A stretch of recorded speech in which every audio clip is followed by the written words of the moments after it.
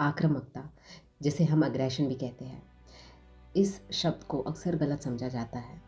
जब हम इसके बारे में सोचते हैं तो हमारे दिमाग में एक छवि बनती है, गुस्से की, नफ़रत, लड़ाई, ऐसी छवि। लेकिन असली आक्रामकता हमेशा इतनी सिंपल नहीं होती। क्या आपको कभी ऐसा महसूस हुआ है कि कोई आपके खिलाफ चुपचाप साजिश रच रहा है, या किसी के शब्दों के पीछे, मुस्कान के पीछे गुस्से और जलन को महसूस कर पाए हैं? दुनिया में हर इंसान अग्रेशन या आक्रामकता को अलग अलग रूप से जीता है या व्यक्त करता है। कुछ खुलकर दिखाते हैं तो कुछ शब्दों के पीछे, मुस्कान के पीछे इसे छिपा लेते हैं।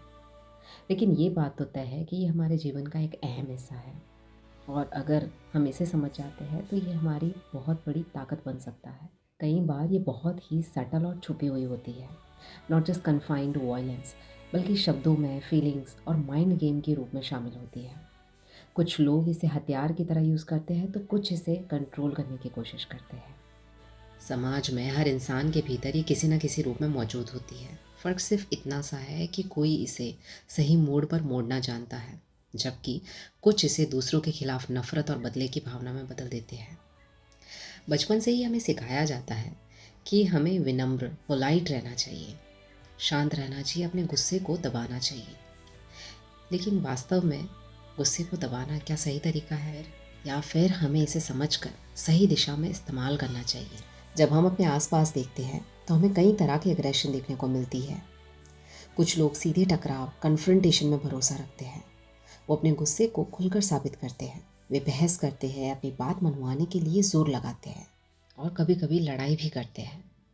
ये खुले रूप में दिखने वाला गुस्सा है जिसे पहचानना बहुत आसान है। लेकिन कुछ लोग इससे अलग लेवल तक लेकर जाते हैं।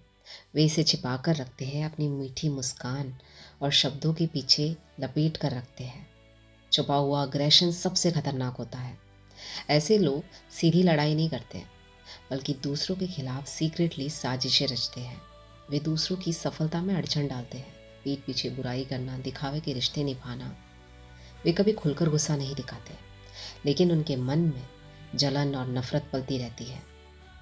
वे सामने से आपकी तारीफ करेगी, लेकिन आपकी नाकामयाबी का इंतज़ार भी करेंगे। कई बार हम खुद भी इसका शिकार होते हैं। जब हमें दबाया जाता है, अनदेखा किया जाता है, या हमारी मेहनत का श्रेय कोई और ले जाता है, तब हमारे अंदर गुस्सा जन्म लेता है। लेकिन सवाल ये है कि हम इसे कैसे अपने बेनिफिट के लिए यूज़ करें, क्योंकि इसे ख़त्म तो कभी किया नहीं जा सकता। ये स्वाभाविक रूप से हमारे अंदर है।